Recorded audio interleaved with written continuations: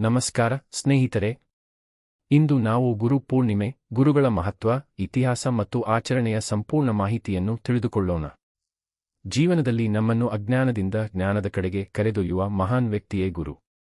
ಅಂತಹ ಗುರುಗಳಿಗೆ ಕೃತಜ್ಞತೆ ಸಲ್ಲಿಸುವ ಪವಿತ್ರ ದಿನವೇ ಗುರು ಪೂರ್ಣಿಮೆ. ಗುರು ಪೂರ್ಣಿಮೆಯನ್ನು ಪ್ರತಿ ವರ್ಷ ಆಷಾಢ ಮಾಸದ ಪೂರ್ಣಿಮೆ ದಿನ ಆಚರಿಸಲಾಗುತ್ತದೆ. ಈ ದಿನವನ್ನು ವ್ಯಾಸ ಪೂರ್ಣಿಮೆ ಎಂದೂ ಕರೆಯುತ್ತಾರೆ, ಏಕೆಂದರೆ ಮಹರ್ಷಿ ಅವರ ಜನ್ಮದಿನವೆಂದು ಪರಿಗಣಿಸಲಾಗಿದೆ. ವೇದವ್ಯಾಸರು 4 ವೇದಗಳನ್ನು ಸಂಗ್ರಹಿಸಿ ಜನರಿಗೆ ಸುಲಭವಾಗಿ ಅರ್ಥವಾಗುವಂತೆ ವಿಭಾಗಿಸಿದರು. ಅವರು ಮಹಾಭಾರತ, 18 ಪುರಾಣಗಳು ಹಾಗೂ ಬ್ರಹ್ಮಸೂತ್ರಗಳ ರಚನೆಗೂ ಕಾರಣರಾದ ಮಹಾನ್ ಋಷಿಗಳಾಗಿದ್ದಾರೆ. ಆದ್ದರಿಂದ ಅವರನ್ನು ಜಗದ್ಗುರು ಎಂದು ಗೌರವಿಸಲಾಗುತ್ತದೆ. ಗುರು ಎಂಬ ಪದಕ್ಕೆ ಆಳವಾದ ಅರ್ಥವಿದೆ. ಗು ಎಂದರೆ ಅಂಧಕಾರ, ರು ಎಂದರೆ ಅದನ್ನು ನಿವಾರಿಸುವವನು. ಅಂದರೆ ನಮ್ಮ ಜೀವನದ ಅಜ್ಞಾನವನ್ನು ದೂರ ಮಾಡಿ ಜ್ಞಾನದ ಬೆಳಕನ್ನು ನೀಡುವವರೇ ಗುರು. ನಮ್ಮ ಜೀವನದಲ್ಲಿ ಮೊದಲ ಗುರು ನಮ್ಮ ತಾಯಿ, ನಂತರ ತಂದೆ, ಆ ಬಳಿಕ ಶಿಕ್ಷಕರು ಹಾಗೂ ಆಧ್ಯಾತ್ಮಿಕ ಗುರುಗಳು. ಇವರ ಮಾರ್ಗದರ್ಶನವೇ ನಮ್ಮ ವ್ಯಕ್ತಿತ್ವವನ್ನು ರೂಪಿಸುತ್ತದೆ. ಗುರು ಪೂರ್ಣಿಮೆಯಂದು ವಿದ್ಯಾರ್ಥಿಗಳು ತಮ್ಮ ಶಿಕ್ಷಕರಿಗೆ ನಮಸ್ಕರಿಸಿ ಆಶೀರ್ವಾದ ಪಡೆಯುತ್ತಾರೆ. ಶಾಲೆಗಳು, ಕಾಲೇಜುಗಳು ಮತ್ತು ಆಶ್ರಮಗಳಲ್ಲಿ ವಿಶೇಷ ಕಾರ್ಯಕ್ರಮಗಳು ನಡೆಯುತ್ತವೆ. ಅನೇಕರು ತಮ್ಮ ಗುರುಗಳಿಗೆ ಹೂವು, ಹಣ್ಣು, ಪುಸ್ತಕ ಅಥವಾ ಸಣ್ಣ ಉಡುಗೊರೆ ನೀಡಿ ಗೌರವ ಸಲ್ಲಿಸುತ್ತಾರೆ.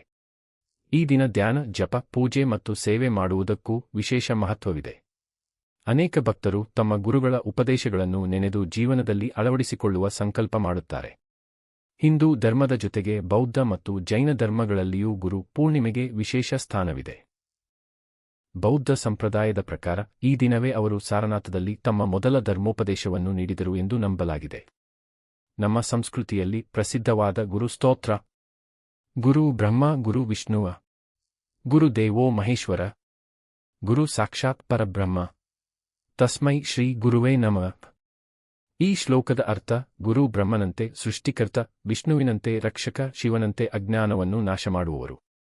ಆದ್ದರಿಂದ ಗುರುವನ್ನು ಪರಬ್ರಹ್ಮನ ಸ್ವರೂಪವೆಂದು ಪೂಜಿಸಲಾಗುತ್ತದೆ. ಸ್ನೇಹಿತರೆ, ಜೀವನದಲ್ಲಿ ಯಶಸ್ಸು ಗಳಿಸಲು ಪ್ರತಿಭೆಯಷ್ಟೇ ಸಾಕಾಗುವುದಿಲ್ಲ. ಸರಿಯಾದ ಸಮಯದಲ್ಲಿ ಸರಿಯಾದ ದಾರಿ ತೋರಿಸುವ ಒಬ್ಬ ಉತ್ತಮ ಗುರು ಕೂಡ ಅತ್ಯಗತ್ಯ. ಈ ಗುರು ಪೂರ್ಣಿಮೆಯಂದು ನಮ್ಮ ಜೀವನವನ್ನು ರೂಪಿಸಿದ ಎಲ್ಲ ಗುರುಗಳಿಗೂ ಹೃದಯಪೂರ್ವಕ ಕೃತಜ್ಞತೆ ಸಲ್ಲಿಸೋಣ. ವಿಡಿಯೋ ಇಷ್ಟವಾದರೆ ಲೈಕ್ ಮಾಡಿ, ನಿಮ್ಮ ಸ್ನೇಹಿತರೊಂದಿಗೆ ಹಂಚಿಕೊಳ್ಳಿ ಮತ್ತು ಇಂತಹ ಇನ್ನಷ್ಟು ಕನ್ನಡ ಮಾಹಿತಿಗಾಗಿ ನಮ್ಮ ಚಾನೆಲ್ ಅನ್ನು ಸಬ್ಸ್ಕ್ರೈಬ್ ಮಾಡಿ. ಧನ್ಯವಾದಗಳು.